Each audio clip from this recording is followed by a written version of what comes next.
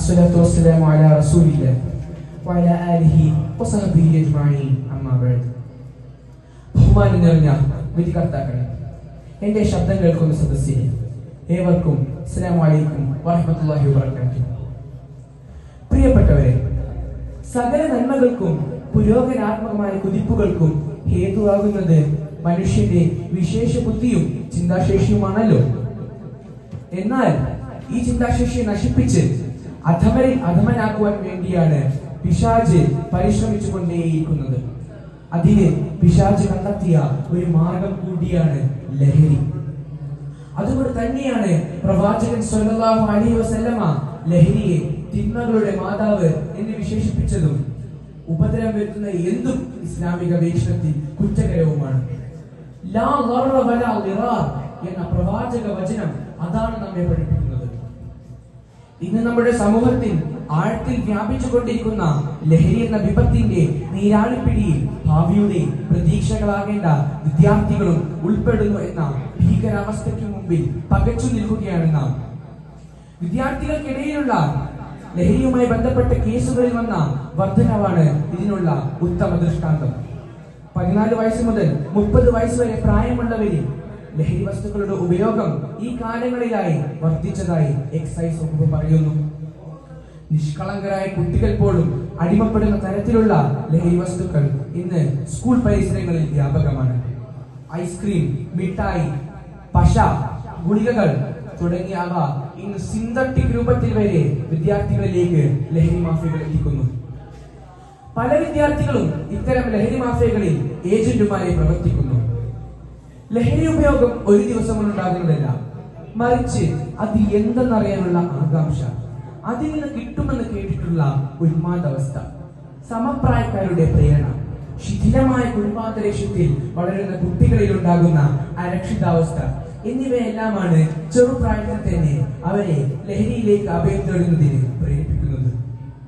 ക്രമേണ അതിനടിമപ്പെടുകയും അവസാനം ഒരുതരം ഉന്മാദം ബാധിച്ച് ഞരമ്പുകൾ തളർന്ന് തന്റേതു മാത്രമായ ഒരു ലോകം സൃഷ്ടിക്കുകയും ചെയ്യുന്നു.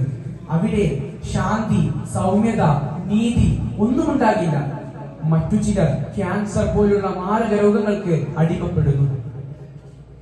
ലഹരി ഒരു സാമൂഹ്യ വിപത്തായി മാറിയിരിക്കുന്ന ഈ കാലത്ത് യുവതലമുറയെ അതിൽ നിന്ന് മാറ്റി നിർത്തേണ്ടത് സമൂഹത്തിന്റെ ഉത്തരവാദിത്വവും കടമയുമാണല്ലോ. അതിനായി നമുക്ക് ഒട്ടേറെ കാര്യങ്ങൾ ചെയ്യാനാകില്ലേ? വിദ്യാലയങ്ങൾക്കടുത്ത് സ്ഥിതി ചെയ്യുന്ന കടകളിൽ പോലീസ്, എക്സൈസ് മിന്നൽ പരിശോധനകൾ നടത്തുക. ലഹരി വസ്തുക്കളാൽ പിടിക്കപ്പെടുന്ന വ്യക്തിക്ക് അത് എത്ര കുറഞ്ഞ അളവിലായാലും ശരി കേസ് ചുമത്തി ശിക്ഷ നടപ്പിലാക്കണം. ലഹരി വസ്തുക്കൾ മൂലമുണ്ടാകുന്ന ഗുരുതര ആരോഗ്യ പ്രശ്നങ്ങളെ കുറിച്ച് കുട്ടികളെ ബോധ്യപ്പെടുത്തുക. വിദ്യാഭ്യാസ സ്ഥാപനങ്ങളിൽ ലഹരിക്കെതിരെയുള്ള ബോധവൽക്കരണ ക്ലാസുകൾ നടത്തുക. അതിൽ നിർബന്ധമായും രക്ഷിതാക്കൾ പങ്കെടുക്കുക. കുട്ടികളുടെ കൂട്ടുകെട്ടിനെ കുറിച്ച് രക്ഷിതാക്കൾക്ക് ഉത്തമ ബോധ്യമുണ്ടായിരിക്കുക. എന്നിവയെല്ലാം അതിൽ ചിലത് മാത്രം.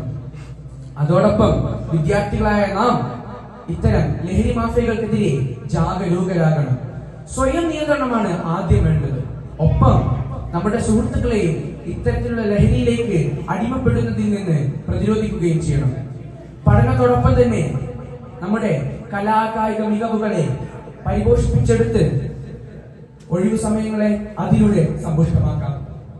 റോബോട്ടിക്സിന്റെയും AI-യുടെയും കാലത്ത് ജീവിക്കുന്ന നമ്മൾ ആ മേഖലയിലെ സാധ്യതകൾ മനസ്സിലാക്കി പഠനകാലത്ത് തന്നെ അതിലോട്ട് ശ്രദ്ധ ചെലുത്തുക.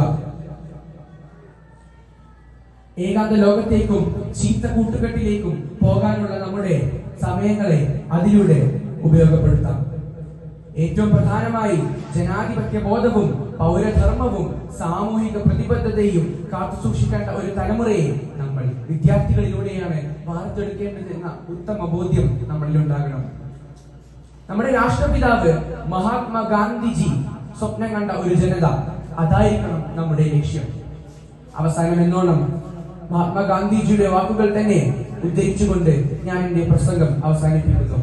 ശക്തി എന്നാൽ ശാരീരികമായ ശക്തി പ്രവാഹം മാത്രമല്ല, മറിച്ച് അചഞ്ചലമായ നിശ്ചയദാർഢ്യം ആർജിച്ചെടുക്കലാണ്.